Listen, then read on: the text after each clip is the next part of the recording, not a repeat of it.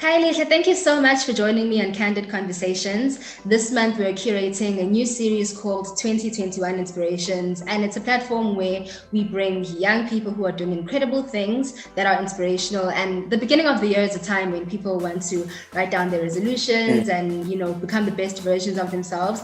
But I believe that to do that, you need to have some point of reference, someone to inspire you to do that. Yeah. And the work you have been doing, with your organization, Dream Big, Stay Humble, and online has been incredible. So I knew that bringing you on the platform would be, a great thing to do. So thank you so much for extending your time, Namhlanje, and joining me. No, thank you so much for having me. Thanks so much. Thank you so much. I think to kickstart off the conversation, I will read your bio just to give people some sort of context for the conversation, and we'll get the conversation going. So your bio here says, Khayelihle Nkabinde is a mover and shaker who is so devoted and passionate in all he does. Khayelihle finds so much joy in helping people around him and giving his all in ensuring that the community around him benefits. A hard worker and a truly devoted individual. He believes that dream big and stay humble means to be willing to give 100% of yourself and be willing to take the risk. In conclusion, Dream Big, Stay Humble is on a mission to build and ignite the youth from diverse backgrounds and assisting them towards reaching their full potential in life. What a bio, I must say. I know, right? And I think to start off the conversation, I believe that someone who goes on to form a company or an organization is driven by something larger than themselves. The entrepreneurial journey is not easy, so you always need something to motivate you, even in times when it gets hard. Exactly. So for you, what has been the purpose that has led you to form Dream Big, Stay Humble? Was it something that you knew growing up that you wanted to be a leader in that capacity, or did you have some epiphany that said to you, now it's time to start an organization? What was that for you?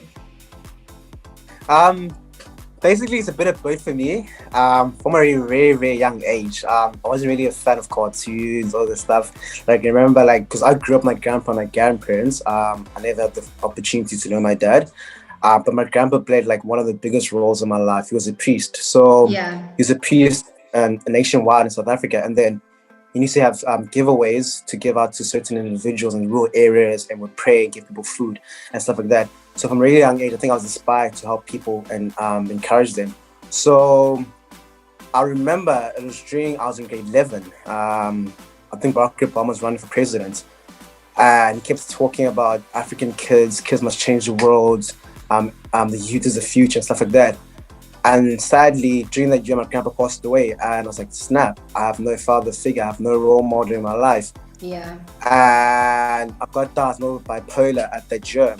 And then onto the next year, that's when I started Dream Big, Stay Humble, telling my friends, guys, I want to change the world. Guys, I have the drive to help people out, because I know how it feels like when having a dad and a father figure. Yet other people had fathers, but I had to accept my situation, but I can actually do more things with that situation. Yeah. So when I started Dream Big, Stay Humble, I started off from a very, very sad situation, but with a brighter future. Hence why I came back to Barack Obama, who kept on mentioning that we are the youth, we as the youth are the future. And then when I started Dream Big, Stay Humble, I was in matric. I got diagnosed with bipolar, and most of my school peers and some teachers were like, no, this kid is on another tip. You can't be in grade 12 talking about changing the world and stuff like that.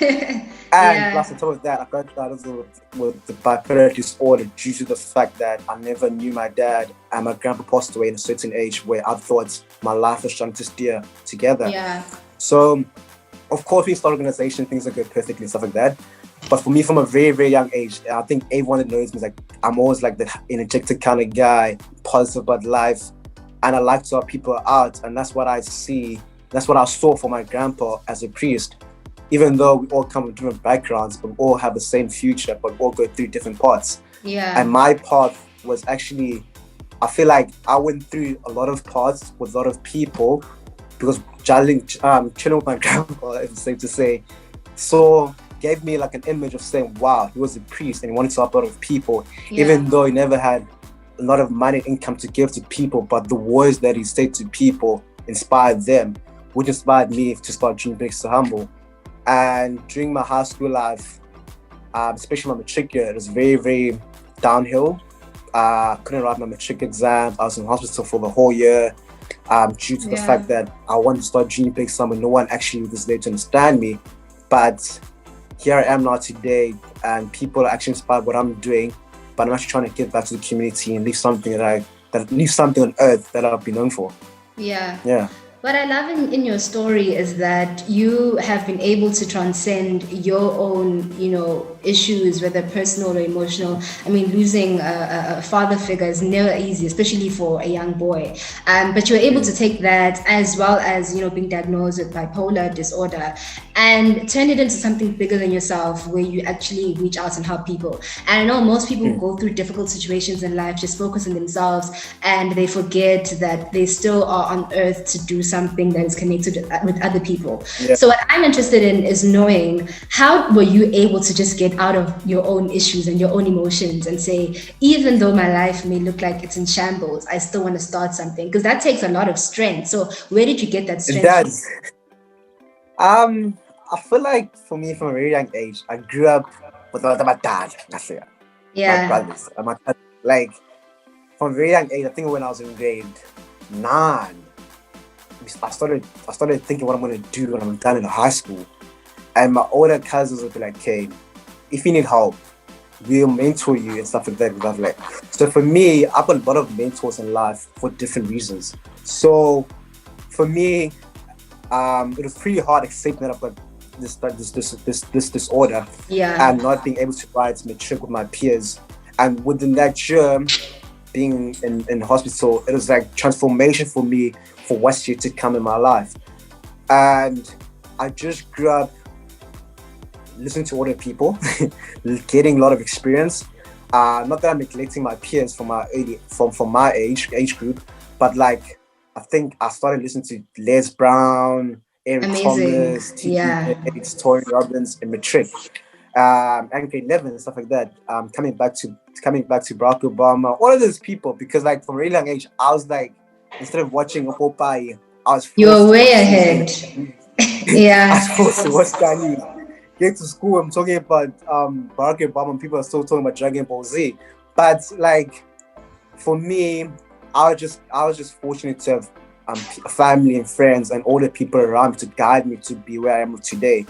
And I'm just full on happy to be where I am because older people were there to guide me, mentors, and certain people that I look up to in life. No, definitely. It helps to have, people who can direct you around you, so you can form a good picture of where you want to go. Starting Dream Big, Stay Humble, what was the gap that you saw in society, and what was your intention to narrow that gap with your organization? I feel like the gap that I saw was youth development, first of all, because during high school, we're all getting taught to do certain things, but we don't know what's the life of the high school. Which comes back to people want to change, people want to study certain courses, and then local stuff like that. So for me, Dream Big was the right sort, because for me, where I see Dream Big next 5 years, 10 years, is to be where UNICEF is.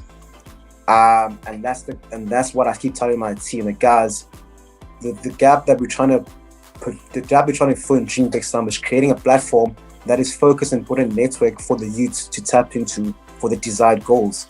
Which means like, we all have dreams, like honestly, like having a dream is dope, I won't lie. But now, getting to the dream, what do you do now? We all get dreams, we all get goals, but now we all don't know what Elon Musk did to be where he is right now. All these Les Brown and what they did to be there, and which is where I saw the gap that needs to be filled in our society within South Africa, because there's so much potential in South Africa, but who's going to be there for the young kid to steer them and guide them to be where they want to be? And which comes back to be the bridge from helping one to be where they want to be in life. So and in the work you've done in your organization, what is like the biggest, let's say, top 2 issues that hugely affect young people and prohibit them from getting to where they want to be and reaching their goals?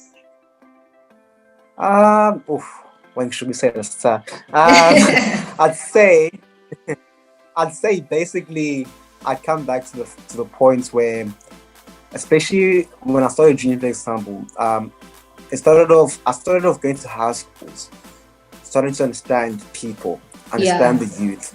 And I remember with my co-founder and one of my team members, Ulungelo, I said, bro, let's go to Emalokshi, let's go to Ruiz, deep within. And all these kids came complaining that, these kids in Curzon, these kids in Glenwood, they got this and this and that. So now kids are not, I wouldn't say brainwashed, but they really have the mentality that certain individuals are really a step forward. Because they go to a certain school. The schools. But now I wanted to tell, so now we just wanted to paint a picture that, hey guys, I never grew up with a dad. I never grew up with certain things, but look where I am because of my mindset. Yeah. And so we come back to tell the kids that it's also with the mindset, waking up and telling yourself that you're the ish.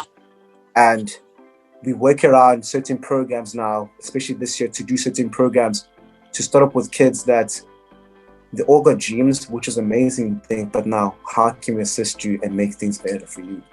Yeah. And I think tying into the difficult situations that young kids find themselves in, how does one dream big and stay humble in the worst situation, in adversity? For me, basically, I'll take this from my personal story. Whenever I'm down the most, I think I'd imagine something that I don't have at the moment, and that could steer me and push me to be what I want to be.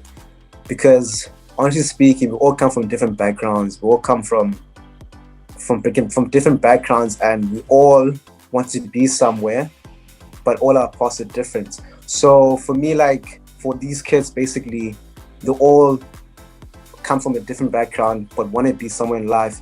And with your story, you can use that to make your life better. For example, I'm a huge rugby fan. Khayelihle Nkabinde. Yeah. Look where they are right now. And their story actually their story means a lot to the youth and to the township kids, because like Khayelihle knew that he wanted to become a rugby player, and you know his story. He was undoubted to be a rugby captain, which comes back to dreaming. Like once you have the dream, it's like the key to your life and to success. But you have to be willing to put in the hard work and the extra efforts to be where you want to be. And for me, when people are like, hey, are you living a dream as Dream Big Istanbul? I'd be safe to say yes. This is what I dreamed of in high school and stuff like that. So help people out and to motivate people. And once that starts happening, seeing other people fulfill their dreams makes me happy as an individual. Yeah, I think that's incredible. And I mean, every dream comes with challenges to get there. I remember TDJ, I was watching a TDJ sermon the other day, and he said a very profound thing. He said, every new level has its own devil. So the reward of success is just more challenges. In your journey, you know, as being one of the founders of Dream Big, Stay Humble, what have been some of the challenges that you've experienced, and how have you been able to overcome those challenges? Challenges would be building a team. That is so hard, must I say. That's so hard. Because like I told you, I saw this in high school, and I feel like I would mention a few friends, but most of my close friends, like I think like when I started in high school, you tell people your idea, and just your shine, bro.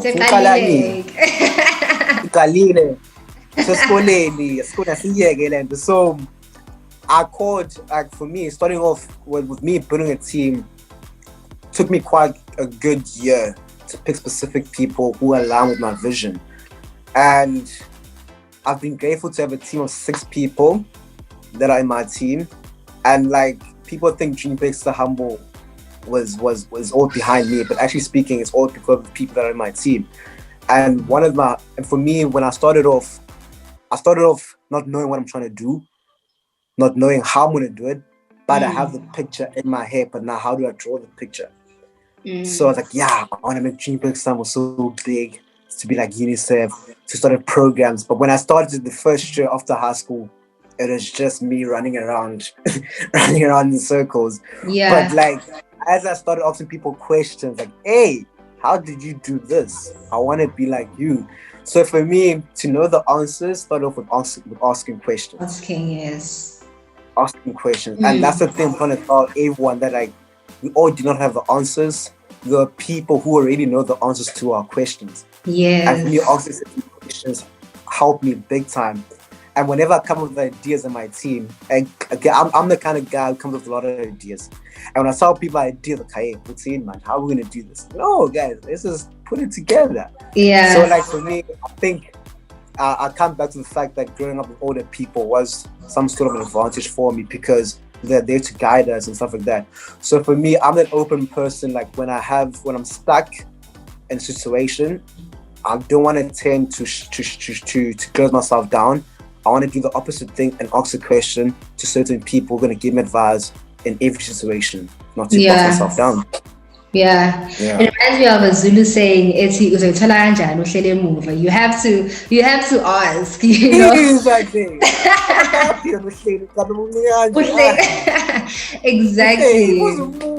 Ask and you shall receive the answer. I remember for me, when I was in a taxi one time. And when people give you directions, but see, I was a silent and then I got lost in the taxi because I didn't want to be the guy asking people questions in the taxi. But if I had asked the taxi driver and talked to stop being I would have gotten there faster. So in life, it's all about asking questions, not trying to be a cool guy. It's about right. Ask the question, be a step forward. Yeah, definitely agreed on that point. For anyone this year who wants to start their own NPO or company or initiative, but they feel nervous, I don't know where to start, what advice would you give them to finally take what they've been thinking about in 2020, never minding the pandemic, but just going full force into it? I'd say do it with a purpose. Do it with the mindset that what you're doing is greater within yourself, because we all want to do things and we tend to be taken away from society to look cool and look good. But when you're alone, when you start off something, or you're doing this to help a person who's in the same situation as you, but do not have the access to do what you want to do. And all I can say is, for me, the pandemic, yes, it was very, very hard for all of us losing family members. But for me, last year and the pandemic made me think outside the box, made me look deeper to Khayelihle as an individual, to see, okay, wait, I'm in a pandemic, but there's more I can do. There's more I can try and reach out. And I feel like there's lots that one can do, but it's all about sitting down, being honest with yourself and putting 100%, and knowing that through your journey, you will have ups and downs. You're going to be in ditches, you're going to be alone. But it's all about you trying to figure out what are you trying to do and how you're going to get there. And yet again, going back to ask people who have done what you want to do, asking those questions and getting the answers. Because honestly speaking, my NPO, seeing other people like you, seeing other people doing work, inspires all of us as a community to show that as Africans, we are destined for greatness. And once we can work together, we can flipping do amazing things, because we all have ideas, we all are passionate. It's just dreaming big. Once you get to dream, by staying humble, you pick the next person up and make their dream become reality. I think we'll end it there. Thank you so much, Khayelihle, for joining me today. I'm inspired by your story, and I love the work you've been doing with Dream Big, Stay Humble. I can't wait to see you guys grow and do more projects, and hopefully we'll talk again soon when you've become like UNICEF. I'll hold you to that. Thank you so much. Honestly, for you, keep on doing your work. We see you. Your YouTube blog is huge. And I feel like it's going to grow. Seeing you guys' work is inspiring as well. Thank you. Keep on doing the work, man. Thank you so much for having me.